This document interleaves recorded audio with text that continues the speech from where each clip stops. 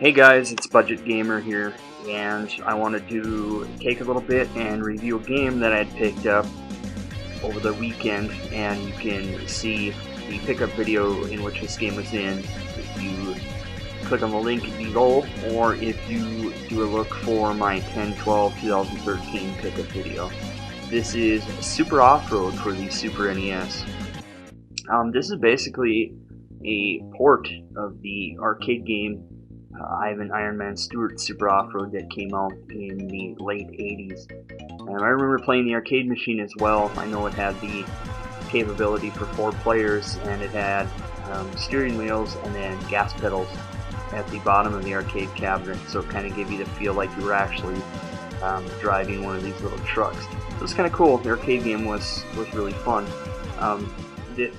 It was ported to a lot of the different home consoles. I know there's Super Off-Road for the NES and the Genesis.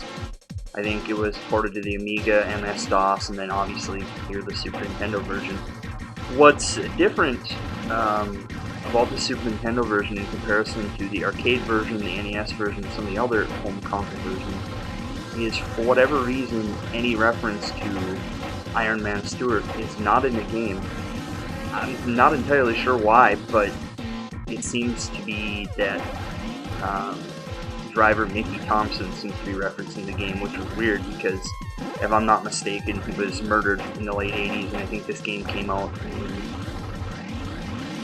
92, 93, somewhere around there. So it's kind of weird. But anyways, basically what the purpose is you can play up to 1 to 2 players. As you can see in some of the gameplay video here, you basically race around some different tracks. The whole purpose is to finish first and gain money and points as you continue on. You can play 2 players.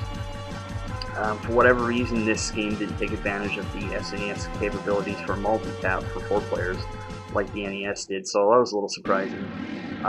There's basically 16 different racetracks that you can race through. Some of the tracks get reused, and when they get reused, sometimes you'll race them in the opposite direction. And some of the tracks where you have to go through a certain pattern to get through the track, sometimes the pattern reverses, things like that. In having a chance to sit down and play it, it has been a while since I played it. It's been a good 10-15 years since I played this version of the game, if not longer.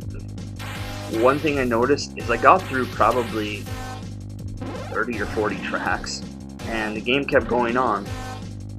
Maybe you guys know, and I did some looking online and I didn't see anything. I don't think the SNES version of this game has the ending.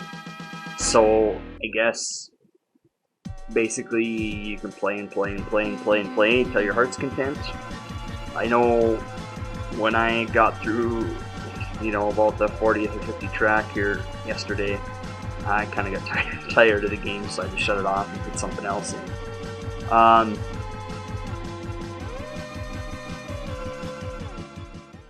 What else that's interesting about this game is there's a lot of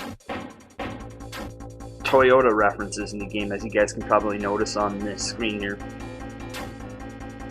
The NES version didn't really have any references to Toyota, so it was kind of weird to see this game kind of have a reference to a car maker and to kind of like a racing outfit.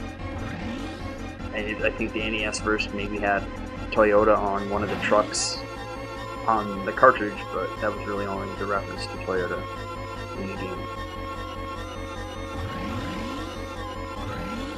And then, as you may have noticed here, when you finish a race, or as you drive around the track, as you can see here as a couple of the trucks are passing around, there's a little bag of money.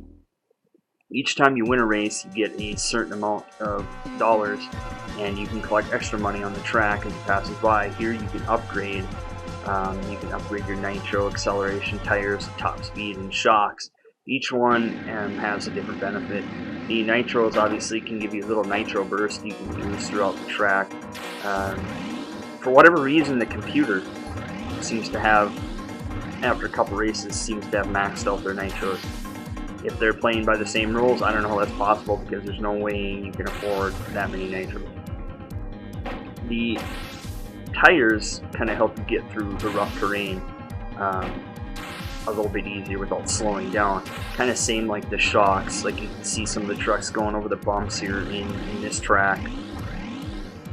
It prevents your truck from slowing down.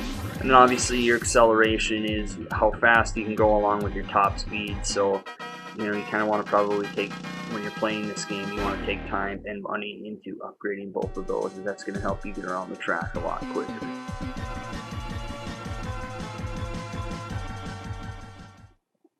As you can see here, some of the other tracks in this game. This game is, I'd say the replay value is quite high for me. However, it is a very challenging game. If you're not careful in spending your money on your upgrades, and if you tend to fall behind and finish third in every track, you're going to have some issues with winning this game. Basically, when I played, and this may change further as you get along in the game, you only get 2 continues. So you get your 2 continues, then if you lose after that, that's it, game over. There's also a couple of sequels for this game released. One on the SNES called Super Off-Road the Baja game, and it's basically like a 3D game, and you're kind of like a third-person type view, and you're racing a Baja vehicle. Not a very fun game, but anyways. There's also another sequel, I think, that was just released, or I guess a third entry in the series that just released in the arcades. I think it was called Off-Road Challenger, something like that.